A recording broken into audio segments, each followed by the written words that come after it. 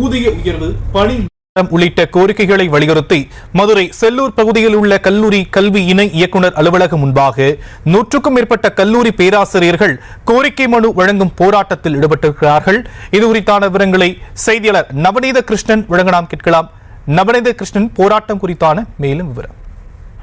ஷியாம், 25 ஆண்டுகளாக கௌரவ விரிவுரையாளராக பணியாற்றி வரக்கூடிய பல்வேறு பகுதியைச் சேர்ந்த அரசு கல்லூரி பேராசிரியர்கள் இன்று செல்லூர் பகுதியில் இருக்கக்கூடிய அலுவலகத்தில் கோரிக்கை மனு வழங்கும் போராட்டத்தில் ஈடுபட்டார்கள். குறிப்பாக பார்த்தோமானால் ஷியாம், மதுரை செல்லூர் பகுதியில் இருக்கக்கூடிய கல்லூரி கல்வி இணை இயக்குநர் அலுவலகம் முன்பு 100க்கும் மேற்பட்ட கல்லூரி பேராசிரியர்கள் கிட்டத்தட்ட 25 ஆண்டுகளாக தாங்கள் அனைவருமே கெஸ்ட் லெக்சர் என்று சொல்லக்கூடிய கௌரவ விரிவுரையாளராக பணியாற்றி வருவதாகவும் தங்களுடைய ஊதியம் தற்போது வரை 25,000க்கு அதிகமாக பதவி உயர்வோ அல்லது ஊதிய உயர்வோ பணி நிரந்தரமோ எதுவும் வழங்கப்படவில்லை என்ற பல்வேறு கோரிக்கைகளை வலியுறுத்தி அவர்களது மனு வழங்கும் போராட்டத்தில் ஈடுபட்டார்கள்.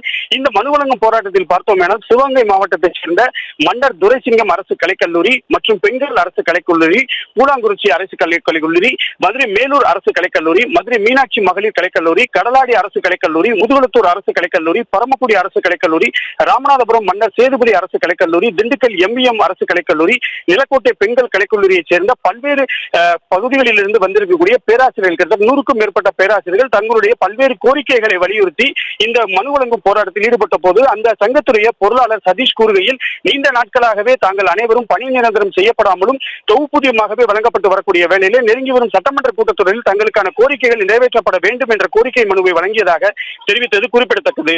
ஷியாம், தற்போதைய விவரங்களுக்கு நன்றி நவநீத கிருஷ்ணன்.